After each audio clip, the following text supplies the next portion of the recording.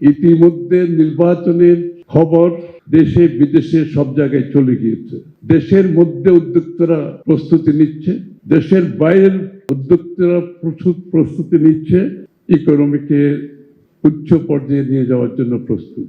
বাংলাদেশ এখন বিনিয়োগকারীদের, দেশে বিদেশের সব বিনিয়োগকারীদের সাথে নিয়ে আগামী দিনের বাংলাদেশের জনগণের যে আকাঙ্ক্ষা, যে প্রত্যাশা জেগেছে, সেটা পূরণ করার জন্য প্রস্তুত।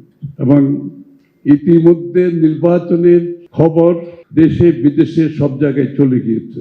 সবাই নির্বাচনের অপেক্ষায় ছিল। যেহেতু নির্বাচনের খবর ছড়িয়ে পড়েছে, দেশের মধ্যে উদ্যোক্তারা প্রস্তুতি নিচ্ছে, দেশের বাইরের উদ্যোক্তারা প্রচুর প্রস্তুতি নিচ্ছে, যার ফল আজকে আমরা এখানে দেখতে পাচ্ছি। আজকে বিশাল একটা ডেলিগেশন জাপান থেকে আসছে বাংলাদেশে বিনিয়োগ করার উদ্দেশ্যে।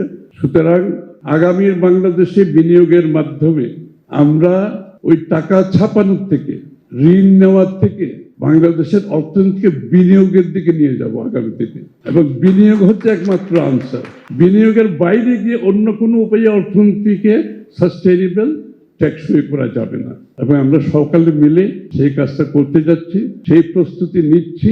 আগামী দিনের বাংলাদেশের জন্য দেশি বিনিয়োগ, বিদেশি বিনিয়োগ এবং ক্যাপিটাল মার্কেটকে আমাদেরকে উচ্চ পর্যায়ে নিয়ে যেতে হবে। কারণ ক্যাপিটাল মার্কেট ব্যতীত আসলে লং টার্ম ফাইন্যান্সিং সম্ভব নয়।